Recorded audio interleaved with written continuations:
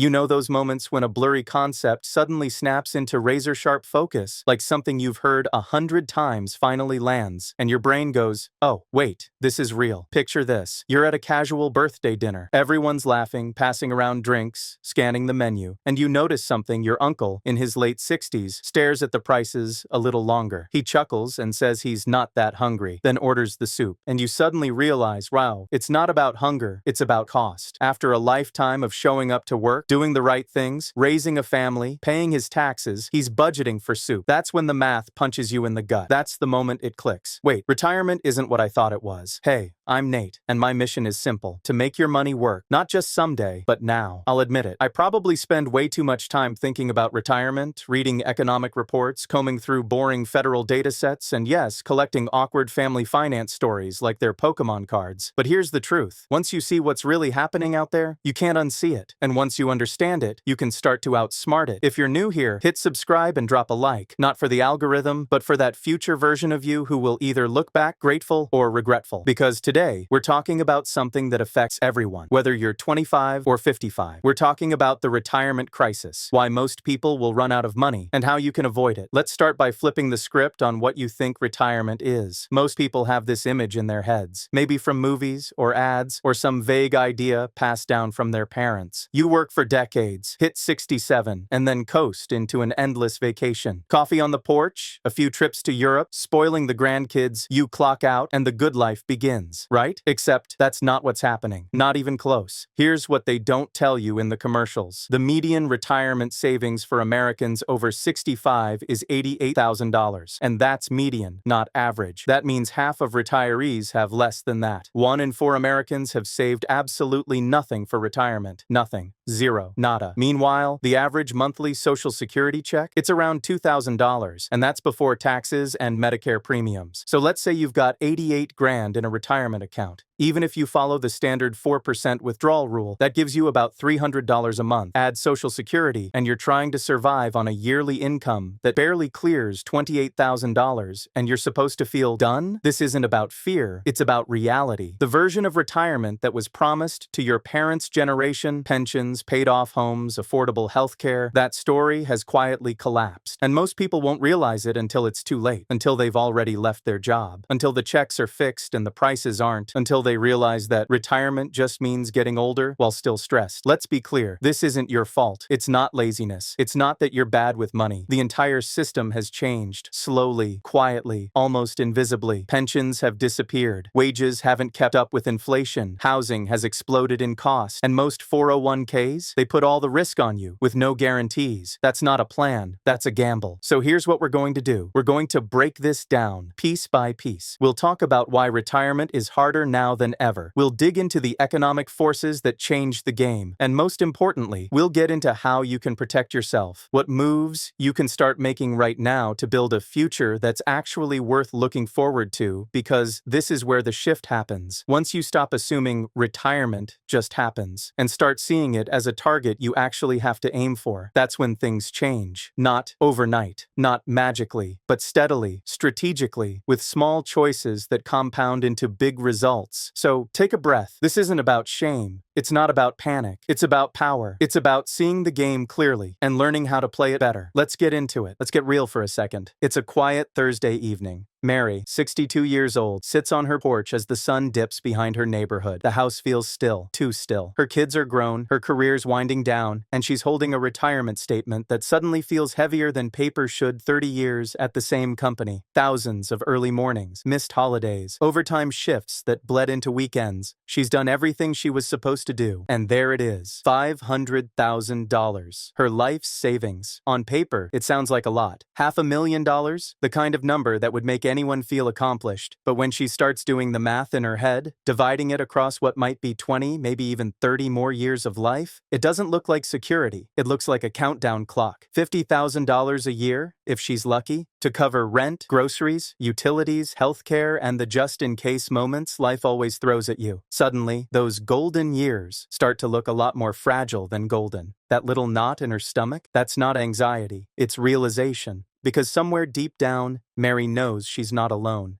she's the rule now, not the exception. Research shows that between 1 in 5 and nearly half of all Americans have zero saved for retirement. None. Not a dollar. That's not just a number. It's your neighbors, your coworkers, your parents, maybe even you. And for those who do have something tucked away, most fall into the same zone as Mary, around $500,000 by their early 60s. It's not nothing. It's the result of decades of effort, discipline, and sacrifice. But it's also not enough. Not in today's economy. Here's where things get uncomfortable. Experts say you need at least $1 to $2 million to retire comfortably, and some estimates, like a report from USA Today, suggest that the real magic number for a stable, comfortable retirement sits closer to $1.8 million. That's more than triple what most Americans will ever save. So why such a massive gap between what people have and what they actually need? The answer comes down to a silent thief that robs you a little more every year: inflation. It's sneaky.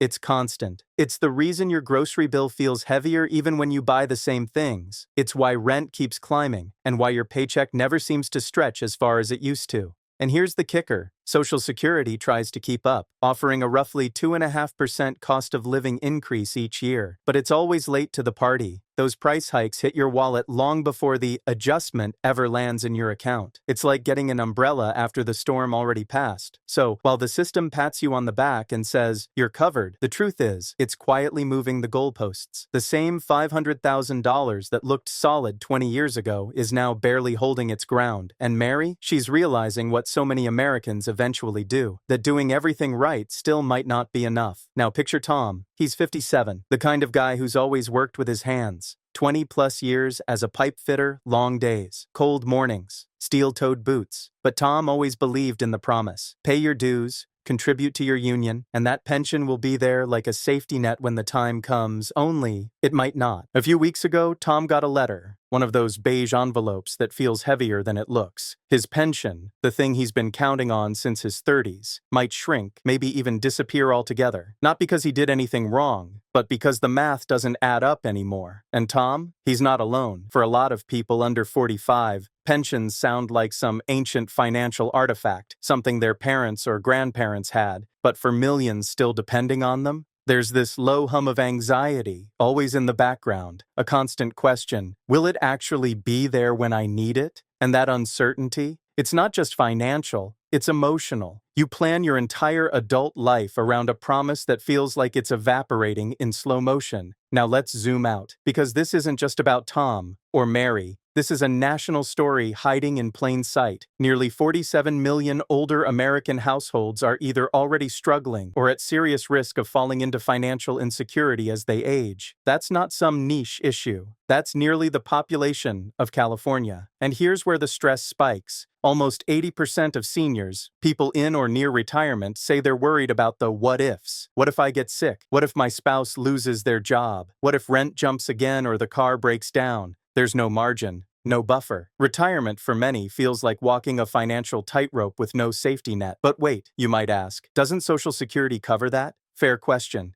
And here's your real talk answer. Social Security's trust fund is on track to run dry by 2034 if nothing changes. That's less than a decade from now. Think about that. An entire generation's backup plan might show up with a giant asterisk: reduced benefits. Apply. The thing is, people are living longer. That's a good thing, on the surface. Life expectancy in the US is now over 79 years. But what that really means is this: retirement money has to last longer than ever. You're not planning for 10 years of rest. You might need to stretch your savings over 25 or 30. So while the headlines might scream about rising stock markets and economic growth, here on the ground, people like Tom and Mary are holding their breath. They did everything right. They worked, they contributed, they believed in the system, but the cracks are showing. And for millions nearing retirement, the question isn't, will I thrive? It's, will I even make it? Let's meet Susan. She's 66, retired, technically. For over 30 years, she worked the floor at a local retail shop, the kind of place where customers became friends and co-workers felt like family. When she finally stepped away, there was a small cake, some hugs, a gift card, and a deep breath. She thought she was done, that she'd made it. But now, twice a week, Susan stands behind the checkout lane at a neighborhood grocery store, ringing up the same people she used to shop alongside. Only this time, she's not there for errands. She's there for income. Susan isn't bored. She's not keeping busy. She's working because she has to, and she's far from alone. 40% of older Americans say they're staying in or returning to the workforce.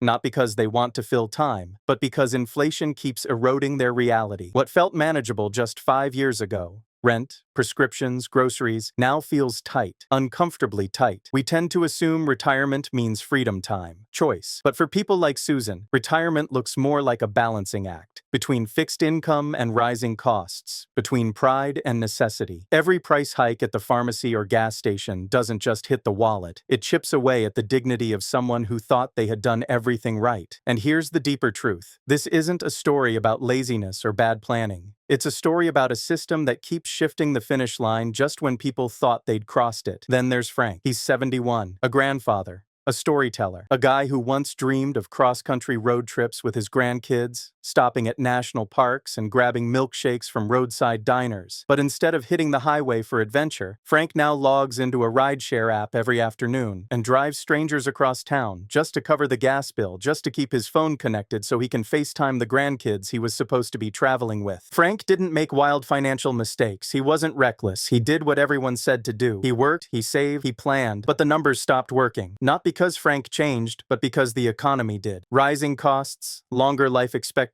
and a retirement system that hasn't kept pace with reality pushed his dreams aside, and he's not some rare case. 1 in 12 seniors now say they may never be able to retire, not because they want to keep working, but because the cost of existing keeps outrunning even their most careful planning. And if you think this is rare, look closer. The part-time senior workforce is exploding. Nearly half of all Americans between the ages of 60 and 75 are still working in some way, not for extra spending money, for survival. You'll find them stocking shelves at pharmacies, tutoring kids in math, delivering groceries, handling customer service emails at midnight, even freelancing from home, trying to stretch every dollar just a little further. These aren't luxury side hustles. They're lifelines. They're about plugging the holes left by shrinking pensions, rising rents, and medical bills that show up faster than paychecks. This is what retirement is starting to look like for millions of Americans. Not a victory lap, but a financial tightrope walk. These stories, they're not rare, they're not extreme, they're not someone else's problem. They're your neighbors, your coworkers, your uncles, your old teachers, and sometimes they're you, catching your own reflection and wondering how the dream of retirement turned into something that feels so far out of reach. Because here's the raw truth. The vision of retirement as peaceful, stable, and worry-free is slipping further away for millions of Americans, not because they were irresponsible, but because the system changed underneath them. Let's bring the numbers into focus. 60% of today's retirees couldn't afford just 2 years of in-home long-term care. That means one medical crisis,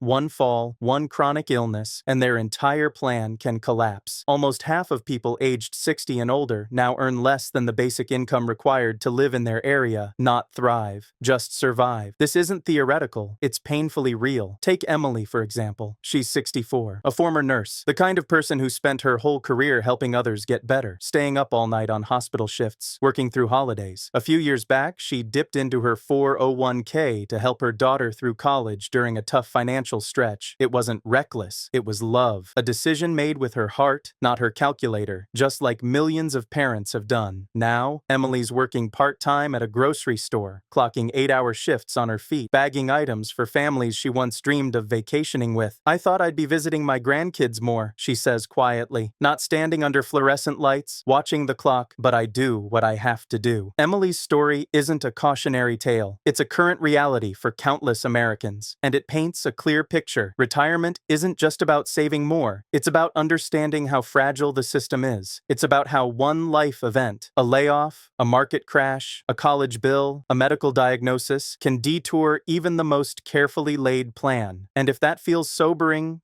good, because awareness is where action starts. And you're here, listening, thinking, questioning. That means you're already doing more than most. Think of retirement like a road trip, not a smooth, carefree Sunday cruise, but a long-haul, cross-country journey with more curves than you expected and fewer gas stations than you hoped. You start off hopeful, maybe even excited. You've got a plan, a map. You've sketched out the stops. Work 30, 40 years, Save steadily, invest smart, retire around 67. You fill the tank with your first paycheck contributions, pack some snacks, maybe a Roth IRA, a 401k, some index funds, and hit the road. Playlist cued spirits high, but here's where it gets real. A few hours in, the GPS starts to glitch. That map you trusted doesn't show construction zones, like inflation, job loss, or a market crash. You didn't expect your company pension to disappear, or your rental price to double, or healthcare costs to eat up a third of your monthly income. There's a storm ahead, and you're rerouting more often than not. The gas, like the cost of living, keeps getting more expensive every mile. That little cushion you thought would last the whole trip, it's shrinking fast. And suddenly that cozy retirement motel you planned to stop at, either it's overbooked or it costs double what it did last year. Now you're not just driving, you're adjusting on the fly, stretching your snacks, rerouting through side roads, pulling over to reassess. Maybe you pick up a side hustle at a rest stop. Maybe you call a financial planner like you'd call a friend with jumper cables. You're not failing, you're adapting, because that's the real skill no one talks about when it comes to retirement. It's not just planning, it's resilience, it's recalculating. Every hill teaches you something. Every wrong turn humbles you. Every mile matters. And as you get further into the trip, you start to see it. The map wasn't useless. It just couldn't predict the weather. It's not your fault the system changed while you were still driving. Retirement, like any long journey, isn't just about arriving at some perfect destination with palm trees and a golf cart. It's about navigating the unexpected with flexibility, grace, and a willingness to course correct when needed. The best travelers aren't the ones with flawless plans. They're the ones who keep moving forward,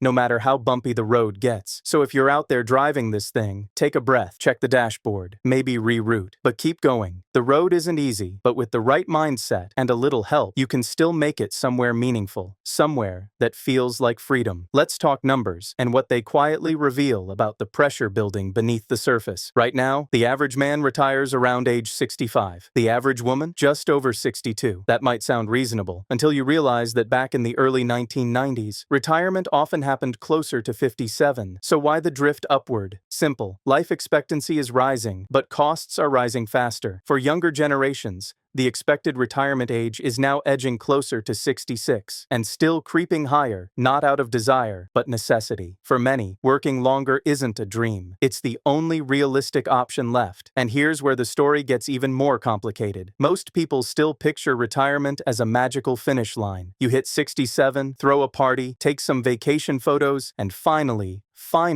start living. But reality? It rarely works out like that. The truth is, stepping away from work without a clear sense of direction can actually backfire. Sitting still sounds great until the boredom sets in. Studies show that without routine, without purpose, without community, many retirees begin to struggle mentally, physically, emotionally. Take Jacqueline Withers, who retired at 72. For decades, she dreamed of long mornings, quiet afternoons, maybe traveling a little. But now, she calls retirement rocky. Her days aren't filled with relaxation. They're spent stretching every dollar, recalculating every budget line, hustling to make fixed income cover unfixed expenses. The dream she was sold, the rest, the ease, it feels more like a puzzle with too many missing pieces. And she's not alone. That gap between the idea of retirement and the reality, it's growing. And unless something changes, either in how we plan or how the system functions, it's only going to get wider. All right, let's strip it down. No fluff, no judgment. There are really two types of retirement mindsets. Type 1, trust the system. Rely on the company, the government, or hope your kids can step in later. That path usually ends with stress, forced cutbacks, and waking up at 3 a.m., wondering how you'll make it to next month. Type 2, they make the plan. They build assets. They stay curious and adjust as life throws curveballs. That's where the real power lives. The ability to choose whether to work or travel, instead of doing it out of financial desperation. Now I know what you're thinking. How do I become type 2? That's where I step in. I'm Nate, and I'll tell you right now, this isn't about luck, it's about math. The difference between where you are and where you want to be starts with one thing: getting curious. Run your numbers. Make small, steady moves. It's not flashy, it's foundational. Take Mary, for example. She figures out she needs $70,000 a year to live comfortably in retirement at a 7% investment return. That means she needs at least $1 million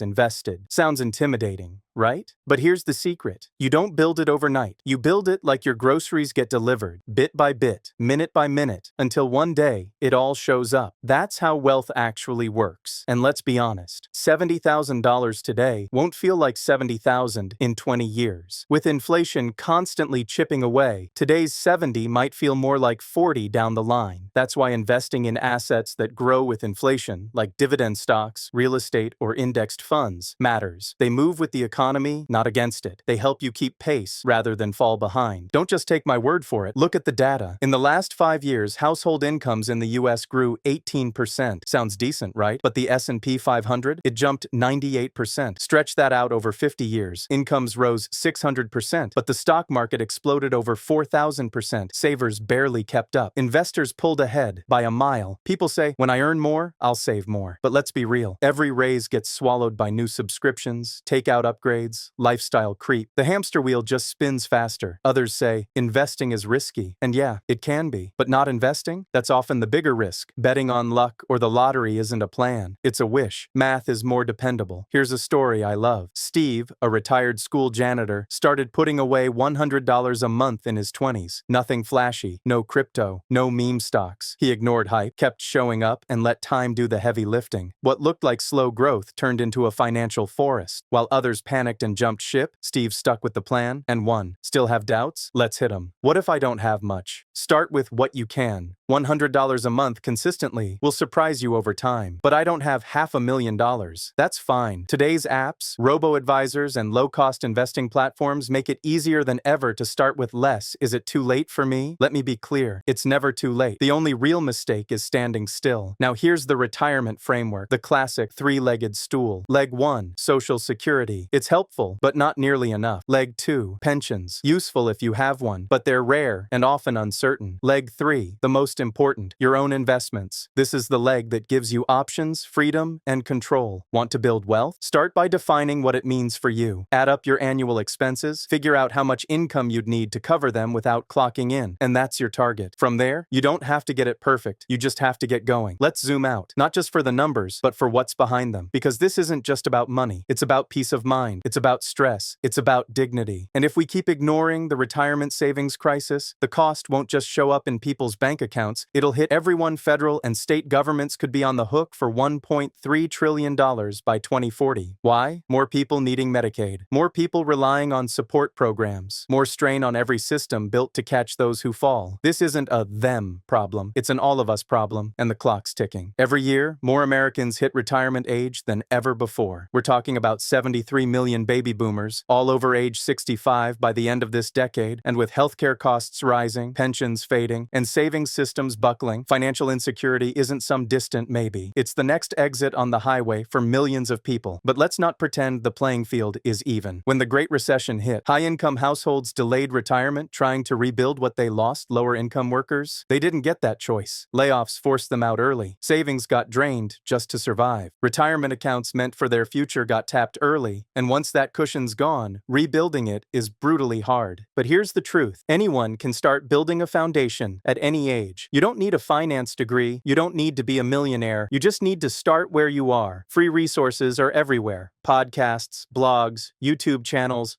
books like Rich Dad, Poor Dad. You'll make mistakes, we all do, but momentum is more powerful than perfection. This is your homework. Get brutally honest about your own numbers, what's coming in, what's going out, and where the gaps are. Ditch the myth that someone else is going to fix this for you. Start investing early and consistently in the boring, reliable stuff that actually works. Stay curious. Keep learning. Don't let the experts scare you into paralysis, and most of all, define what security looks like for you. That's your blueprint, because years from now, your story will be the one that matters most. Not what the market did, not what the news said, what you did, starting now. The good news, that future you want, it's not as far off as it seems. You're not just a statistic. You're not stuck. You're standing at a fork in the road with the chance to make a new decision. You, just like Mary, Tom, Emily, Steve, any of the people we've talked about today, you can change the ending. And it doesn't start with a windfall. It starts with a mindset shift, one that says, I'm not waiting anymore.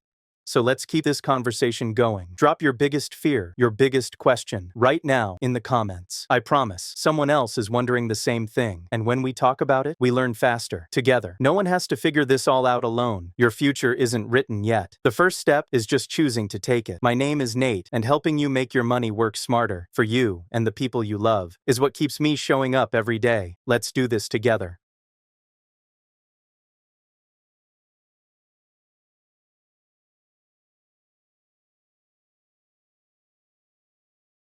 The 2,570 American dream that's crushing you isn't just a title. It's the bill that shows up every month and ruins vibes. We're told the economy is strong, the stock market is up, and if you're stressed, it's probably because you bought too much avocado toast. Stay with me until the end, because I've got a simple little homework exercise that can change how you make money decisions for the rest of your life. Here's the reality. The median mortgage payment is now $2,570 a month. To not be considered cost-burdened, you'd need a household income of around $126,700. And out of 46 million renting households, only 6 million could even afford that. Everyone else? That's the single mom deciding whether to pay for daycare or dinner. That's the college grad with a real job still sleeping in their childhood bedroom. That's the family that went bankrupt because somebody got sick once.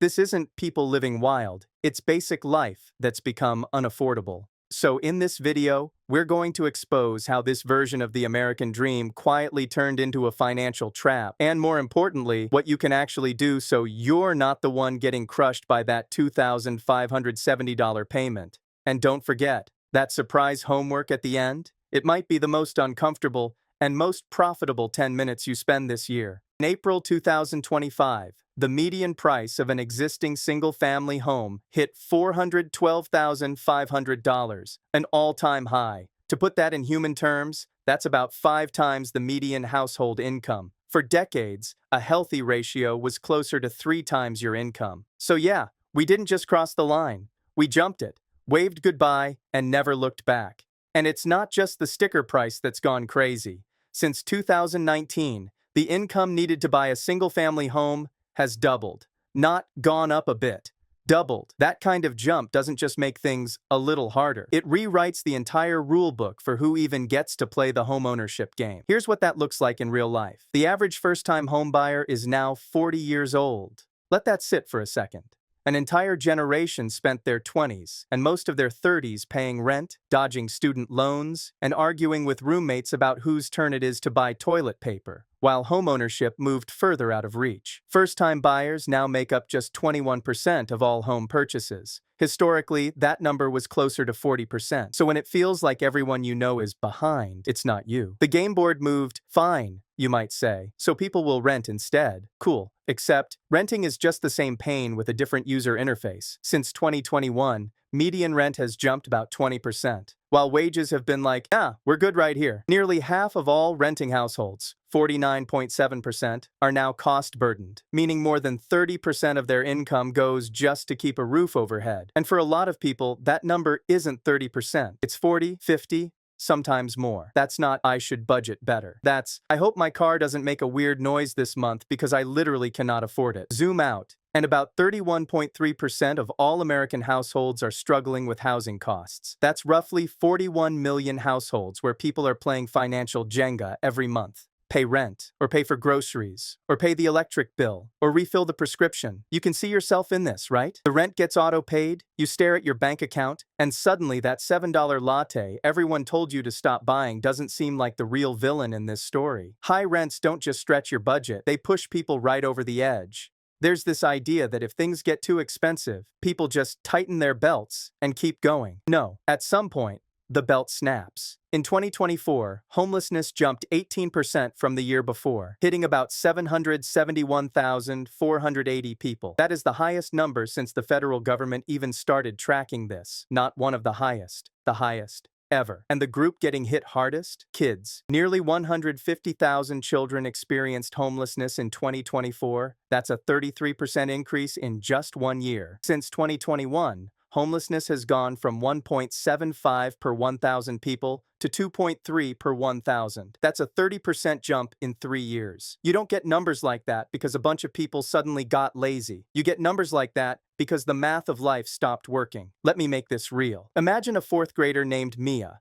Last year, her mom's rent went up again. The raise at work didn't. So first they moved to a cheaper apartment, then a weekly motel, then some nights in the car behind a grocery store because the motel bill was due and payday was still 2 days away. Mia's trying to do homework in the back seat by the light of a phone while her mom is in the front seat doing her own math. If I pay the motel, I can't buy groceries. If I buy groceries, we're back in the car. These aren't just stats on a chart. These are kids bouncing between schools, living out of bags, losing friends, falling behind, carrying around stress and fear their brains were never built to handle. That trauma doesn't disappear when rent finally gets paid. It follows them into adulthood, into their finances, into how safe they ever feel in the world again. The housing crisis isn't just going to magically work itself out, because honestly, we're not building our way out of this thing. It's like trying to fix a food shortage while also banning half the farmers and taxing the seeds. About 1/3 of construction workers in the US are foreign-born, and as immigration gets tighter and more restrictive, that already thin labor pool gets even smaller. Fewer workers means slower builds, more delays, and higher labor costs baked into every new home. And it doesn't stop there. On top of that, we've got new tariffs on construction materials that are estimated to add about $10,900 to the price of every new home. So imagine walking onto a car lot and the salesperson says, "Oh, and by the way, every car is 11 grand more expensive now just because reasons." That's what's happening in housing. Let's make it real. Picture a builder named Carlos. He's got land, plans, and a waiting list of families who would love to buy a starter home. But he's short on workers because half the guys he used to hire can't get the paperwork to stay. And the cost of lumber, drywall, and steel just got slapped with tariffs. Now every house he builds costs way more, takes longer, and he has to price it higher just to not lose money. The families waiting? They get priced out before a single wall goes up. So here's where we're stuck. We can't afford the homes that already exist. And the homes we need to build are getting more expensive to construct by the day. That's not a rough patch. That's a trap. Americans now carry $1.233 trillion in credit card debt as of Q3 2025. That's trillion with a T. The kind of number you expect to hear in a sci-fi movie, not attached to groceries and gas. It's the highest balance since the Fed started tracking this back in 1999. Translation: we have never swiped, tapped, and I'll just put it on the card in this hard in recorded history. For the people actually carrying a balance, and that's nearly half of all credit card holders, the average debt is $10,815. Now pair that with average interest rates around 23.37%. If you only make the minimum payment on that balance, you're looking at roughly 22 years of payments and over $18,000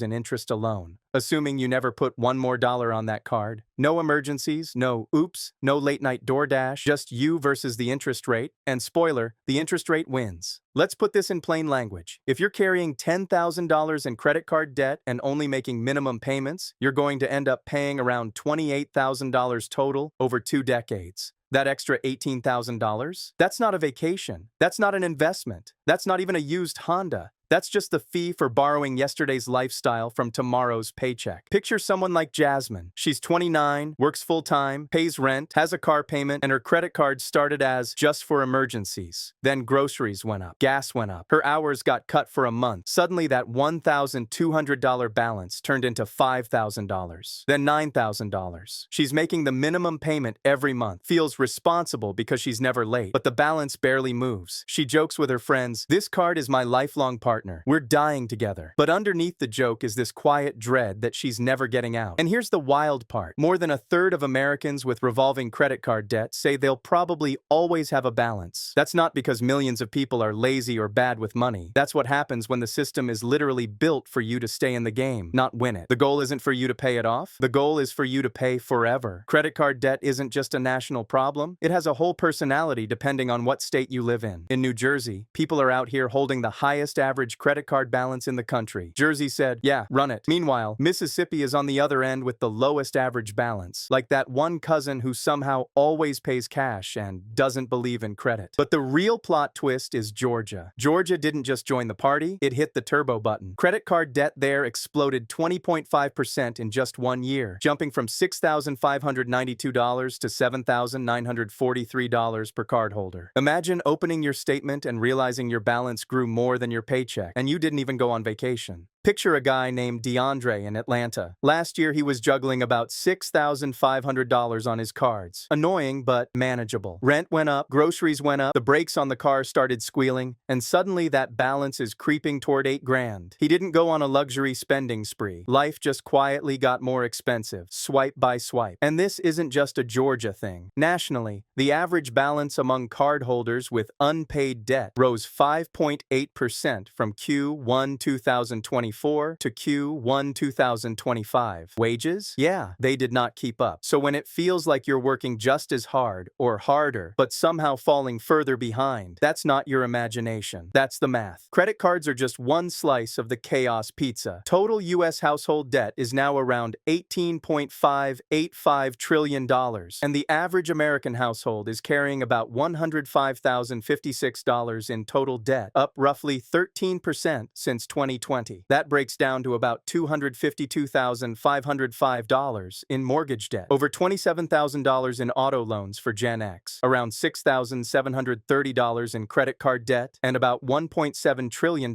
in student loans nationally. And auto loans are especially brutal right now because borrowing rates are still elevated while driving costs, especially insurance, have gone off the rails. So you've got people literally asking, can I afford to drive to the job I need just to pay for the car I'm driving to the job? That's how tight the margins have become. Perhaps nothing exposes this debt crisis more clearly than the bankruptcy numbers. In 2024, there were 517,308 bankruptcy cases filed in the United States, individuals and businesses combined. That's a 14.2% increase from 2023. So no, it's not just you feeling like the walls are closing in. Hundreds of thousands of people hit the point where they had to literally go to a court and say, I can't do this anymore. And when you zoom in on why people file, it gets even clearer. About 78% of filers cited a decline in income. Not losing all their income, just losing enough that their old life no longer fits their new paycheck. Then 65% cited medical issues, either from the cost of the bills themselves or from missing work due to illness. On top of that, 24% said they were considering bankruptcy specifically to deal with medical debt. Imagine that. You go to the hospital to stay alive, and the bill that follows you home is what financially kills you. Now here's the part most people don't expect. The median household income for bankruptcy filers is between $35,000 and $70,000. These are not the ultra poor with no options. These are working and middle-class Americans, people with jobs, families, car payments, streaming subscriptions, kids in soccer, who mostly did what they were told. Work hard, pay your bills, be responsible. Picture someone like Mark and Danielle. Combined, they make around $60,000 a year. Nothing fancy, but enough to get by. Then Mark's hours get cut. Their youngest ends up in the ER. A car repair eats one paycheck, the medical bill eats the next three. And suddenly the credit cards they use to float those emergencies just never get paid down. They juggle, they stress, they argue, they try side hustles, they cut every extra, and still the numbers don't work. 2 years later, they're sitting in a lawyer's office, signing bankruptcy paperwork, wondering how doing everything right still landed them here. That's the point. Bankruptcy isn't a story about mass irresponsibility. It's a scoreboard. And right now, it's telling us the system is pushing even average, working Americans past their breaking point. The hidden epidemic isn't some new virus. It's medical debt, and it's already infected about 100 million Americans. Yeah, you heard that right. 100 million people carrying bills from getting sick, getting hurt, or just existing in a human body in the United States. According to the Kaiser Family Foundation, about 41% of people in this country have some kind of medical debt, maybe on a credit card, a hospital payment plan, or borrowed from family just to keep the lights on. And this is after the Affordable Care Act, which was supposed to help fix this. It's like putting a band-aid on a broken leg and saying, there, all better. Study after study shows the same thing. Over 60% of personal bankruptcies are tied to medical debt. Not shopping sprees, not first-class vacations, medical bills. Even with more people technically insured, deductibles, co-pays, out-of-network surprises, and missed work from being sick turn into this financial avalanche people can't outrun. Picture someone like Ashley. She's insured through her job, does everything right, and then one night ends up in the ER with chest pain. The tests come back fine. Great news. Until the bills show up. A $3,000 ER bill here, $1,200 for labs there, a few missed days of work on top of it. She puts some on a credit card, just this once, sets up a payment plan for the rest, and suddenly she's choosing between paying down the hospital or paying rent. That's how fast it happens. So, when we talk about medical debt, we're not talking about bad decisions. We're talking about the #1 reason Americans file for bankruptcy, a hidden epidemic where the pre-existing condition is just being alive in this healthcare system. You might think, I have health insurance, so I'm protected. Yeah, not exactly. Even people with private insurance face an average of $17,000 $1,749 out of pocket for a single major health event. Most plans cover about 80%, which sounds fine until you realize 20% of a $100,000 surgery is still $20,000, more than enough to wreck most families' finances. And thanks to high deductibles and narrow networks, the doctor or hospital you actually want, or end up at, in an emergency, often isn't fully covered. So medical bankruptcies aren't happening because people are being reckless. They're happening because one accident, one diagnosis, one surgery can erase decades of doing everything right in a few terrifying weeks. Consider this real scenario. A single mother has an appendectomy and spends a week in the hospital. She's suddenly staring at a $25,000 bill that insurance barely touched. With rent due and children to feed, bankruptcy becomes her only option. Or this one. A small business owner suffers severe burns in an accident, losing 66% of his skin. After treatment at a specialty trauma unit, he owes $82,000 in medical bills, after insurance covered most of his $550,000 in total costs. When his credit card number changed, automatic payments he'd arranged stopped going through. The bills went to collections before he even knew he was behind. His previously stellar credit rating tanked. Now, he can't get short-term business loans at reasonable rates to resupply his company. These aren't edge cases. These are everyday Americans whose lives were derailed by medical emergencies. In 2024, nearly 500,000 Americans filed for personal bankruptcy. That's a 13.9% jump from the year before. Medical debt and student loans are the primary drivers. Even for those who don't file bankruptcy, medical debt destroys financial futures. It tanks credit scores, making it impossible to get loans, rent apartments, or sometimes even get jobs. Collection agencies harass people for years. Families delay or forgo necessary medical care because they're terrified of the bills. The Consumer Financial Protection Bureau reported that medical bills are by far the most common cause of unpaid bills sent to collection agencies, accounting for more than half of all such debts. This is uniquely American. Medical bankruptcy is almost unheard of outside the United States. Other developed countries have single-payer healthcare systems where medical costs are financed by taxes, not premium-financed insurance. There are no out-of-pocket costs that can bankrupt a family. Childcare in America has quietly become a second rent payment with snacks. In 2024, the average cost of childcare hit $13,128 a year, and that's just the national average. In places like California, Oregon, and Maryland, that number looks even more disrespectful. Childcare now costs more than in-state college tuition in every region of the country. And in most of the US, if you've got 2 kids, childcare can cost more than your housing. Let that sink in. For a lot of families, daycare costs more than their mortgage or rent. From 2020 to 2024, childcare costs jumped 29%, outpacing overall inflation. The government says childcare should be no more than 7% of your income to be affordable. In reality, married couples are spending about 10% and single parents around 35% of their income just on childcare. So picture a single mom making $40,000 a year. More than a third of her income vanishes into daycare before she even touches rent, groceries, gas, or a surprise field trip form her kid forgot to mention. And people wonder why families feel like they're constantly one bad week away from everything falling apart. Childcare is so expensive, it's literally pushing people out of the workforce, especially moms. Picture a mother earning $35,000 a year. After taxes, she brings home around $28,000. Childcare costs her about $13,000 a year, almost half her take-home pay. By the time she pays for gas, work clothes, and the random office birthday expenses, she might actually be losing money just to have a job. So she does the math,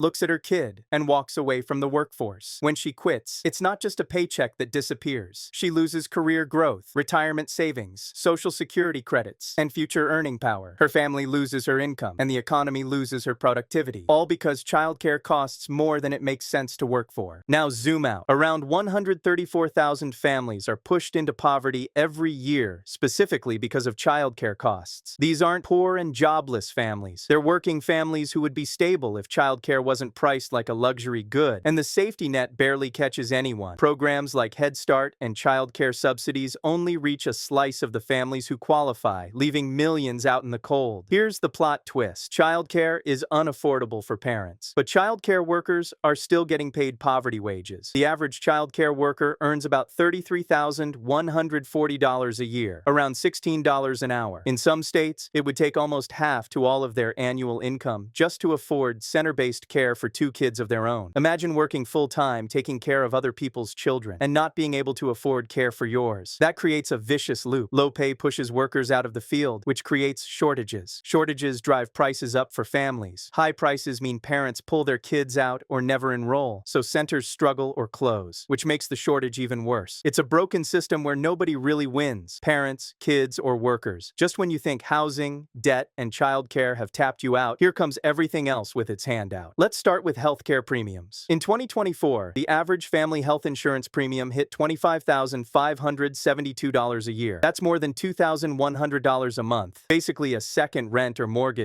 just for the privilege of having insurance that still sticks you with big deductibles and out-of-pocket bills. Since 2020, those premiums are up 20% and 7% in just the last year. And when some Affordable Care Act subsidies expired, a lot of low and middle-income families watched their premiums threaten to jump from around $888 in 2025 to almost $1,904 in 2026. Even people on employer plans are staring down hikes of around 7% for 2026. So yeah, your benefits are starting to feel like a bill. Now layer on utility bills. The average American is paying about $265 a month for utilities, up 12% just since last year, thanks to wave after wave of rate hikes and energy demand outpacing supply. In 2025, over 124 million Americans are expected to see their energy bills go up. So when you stack it all together, housing, healthcare, childcare, utilities, food, transportation, you can see why so many people feel like they're running in place. There's no room left for savings, no real emergency fund, no retirement contributions, just surviving month to month, hoping nothing breaks, no one gets sick, and the car doesn't make a weird new sound. One surprise bill away from the whole thing collapsing. Young adults, millennials, and Gen Z basically got handed the hard mode version of adulthood. They came of age during or after the 2008 financial crisis, graduated into weak job markets, and now face housing costs that are double what their parents paid. So they delay or skip what used to be normal life. Marriage gets pushed back, birth rates drop, home ownership gets pushed a decade or more into the future, and retirement savings are more of a meme than a reality. In a spring 2024 survey among adults under 50 who don't have kids and say they're unlikely to ever have them, 36% said a major reason is they can't afford it, and another 24% said cost is at least a minor reason. That's not people being selfish. That's an entire generation doing the math and deciding they literally can't afford a family. Single parents are playing life on legendary difficulty. They're often paying around 35% of their income on childcare, 50% on housing, while juggling medical debt and multiple jobs just to stay afloat. The poverty rate for single-parent households is far higher than for two-parent homes, and a single parent earning something close to minimum wage can easily spend over a third of their entire paycheck just on childcare before rent, food, gas, or anything else. There's no margin for error. A sick child means missing work. Missing work means risking the job. Losing the job means losing housing. It's not just tight budgeting. It's living one bad week away from everything unraveling. And then there's the traditional middle class. The people everyone assumes are fine. College degrees, steady jobs, maybe a house in the suburbs. But 2/3 of bankruptcy filers are homeowners, and about 60% are college graduates. These aren't people who blew it all in Vegas. These are the did everything right families who still find themselves one emergency away from catastrophe. A sudden layoff, a medical bill, or just the slow grind of housing, childcare, and everyday costs can push them from comfortable to crisis in a matter of months. The safety net that used to catch middle-class families during a rough patch, for millions of them, it's basically gone. Your paycheck is jogging while your bills are in a Tesla on ludicrous mode. For years, wages have mostly just kept up with basic inflation, while the big three of adult life, housing, healthcare, and childcare, have gone completely rogue. Childcare costs have more than tripled since 1990. Healthcare premiums rise faster than wages almost every year. In a lot of cities, housing costs have doubled or tripled, while local incomes barely move. You're more productive than ever, creating more value per hour. But most of that extra value goes to shareholders, executives, and landlords, not you. On top of that, we financialized everything. Housing became an asset class, not a home. Private equity buys up neighborhoods. Developers build luxury units. Zoning fights block affordable housing. Healthcare is optimized for billing, not healing. Childcare is stuck in a no-win equation where parents can't pay more and workers can't live on less. And all of this is built on policy choices, not accidents. Underinvestment in affordable housing, weak control on healthcare costs, tax rules that favor wealth over wages, weaker unions, exploding college costs, and not nearly enough public support for childcare. In other words, the game didn't just get hard by itself. It was redesigned that way. When families can't afford housing, healthcare, and childcare, it's not just their budget that's broken. The whole economy starts limping. If half your paycheck disappears into rent, daycare, and medical bills, you're not grabbing takeout, going to movies, movies or wandering around Target just to look. Businesses feel that. Parents, usually moms, get pushed out of the workforce because childcare costs more than their actual job. People don't start businesses because they're one bad diagnosis away from losing health insurance. And even if a better job pops up in another city, you can't move there because the rent is priced like it comes with its own butler. So people stay stuck, delay kids, and we quietly set ourselves up for future worker shortages and even more pressure on Social Security and Medicare. Socially and mentally, this stuff is ripping people up. Only the wealthy can afford to live in the good opportunity zip codes. So where you live decides the schools your kids get and the chances they have. People skip doctors and meds, not because they're careless, but because the bill is scarier than the diagnosis. That kind of stress cooks your brain over time. Anxiety, depression, tension in relationships, parents snapping at kids, couples fighting about money. Kids feel it too. They pick up on every whispered argument and overdue notice. This isn't just about dollars. It's about waking up every day feeling like you're one flat tire or one ER visit away from the whole Jenga tower collapsing. Let's land this plane. All these numbers and stories aren't proof that life is just hard. They're proof the game has been set up this way on purpose. And that means we can change it. We could choose to treat housing, healthcare, and childcare like essentials, not luxury products. Build way more affordable homes, stop Wall Street from buying whole neighborhoods, cap out-of-pocket medical costs, invest in childcare and pre-K so parents can actually work, and raise wages so a full-time job doesn't feel like a financial prank. We can rein in predatory interest rates, fix student debt, and use policy to support workers instead of just protecting asset prices. Here's the brutal math. That $2,570 American Dream mortgage is just the opening act. By the time you add healthcare premiums, childcare, utilities, and other must-pay bills, a lot of families are staring at $5,000 to $7,000 a month in unavoidable costs before food or gas. That quietly requires a six-figure household income. The median income is about $74,580. The math doesn't work. The data is clear. The stories are everywhere. This affordability crisis is shredding the very idea of a stable middle-class life. This isn't normal. It isn't sustainable. It's a breaking point. The only real question now is whether we change the rules or watch the American dream collapse. It's not dead yet, but it is on life support. And the bill for that hospital stay is about to show up in the mail. I'm Nate. This is Money by Nate. Thanks for watching, and see you in the next episode.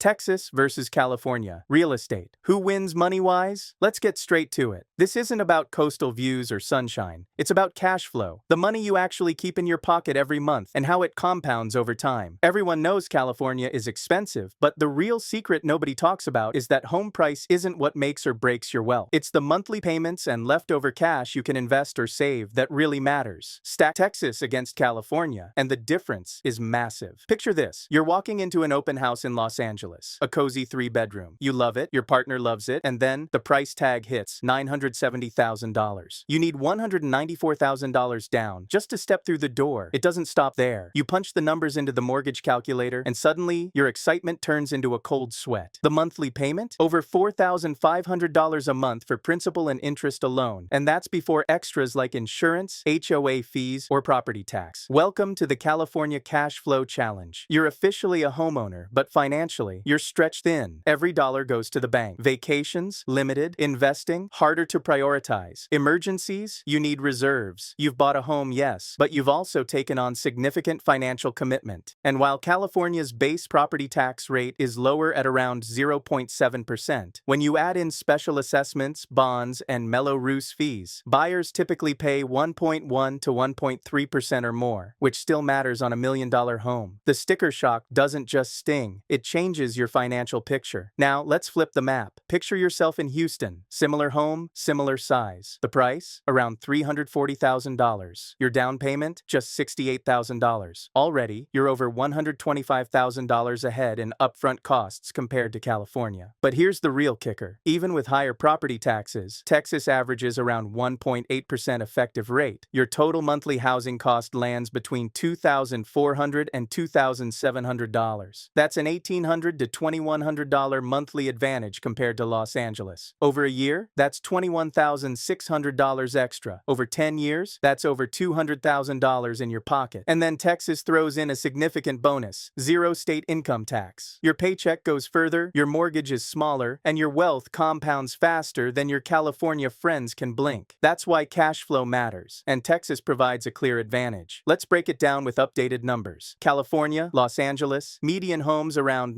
$970,000. Monthly payments for principal and interest around $4,500 or more, plus property taxes of roughly $10,000 to $13,000 annually. San Diego, median homes around $930,000 to $985,000, with monthly payments easily topping $4,300. San Francisco, median homes around $1.5 million, with monthly payments often exceeding $7,000. Texas, Houston, median home $340,000, down payment $68,000, monthly payment around $2,500 to $2,700, including higher property taxes of roughly $6,100 per year. Median home $400,000 to $426,000, down payment $80,000 to $85,000, monthly around $2,900 to $3,100. San Antonio. It's not just about affordability. Texas communities are winning national recognition for quality of life. In fact, 2 Texas cities just landed in the top 5 best places to retire in the United States for 2026, according to U.S. News and World Report. Number 4, The Woodlands, Texas. Number 5, Spring, Texas. Both right in the Houston surrounding area. Think about that for a second. These aren't just cheap places to live. They're being ranked as the best places to retire in America. The Woodlands and Spring beat out hundreds of other cities across the country based on quality of life, healthcare, tax friendliness for retirees, and overall value. When you combine low housing costs with high quality of life, you get something special. You get communities where your money goes further and you actually enjoy living there. And it's not just about retirement. If you have kids or you're planning to, here's something that should grab your attention. Forbes magazine just named Conroe Independent School District, that's in Montgomery County, Texas, the top school district to work for in the entire United States. That's right, number 1 in the country. Out of 700 employers ranked, Conroe ISD came in at 69 overall, and it's the highest ranked school district for the 2nd year in a row. Now, why does that matter to you as a home buyer? Because when a school district is ranked as the best place to work in America, you know they're attracting and retaining the best teachers. They're paying competitive salaries. They're creating an environment where educators actually want to stay and build careers. And that translates directly to better education for your kids. Conroe Independent School District also earned an A+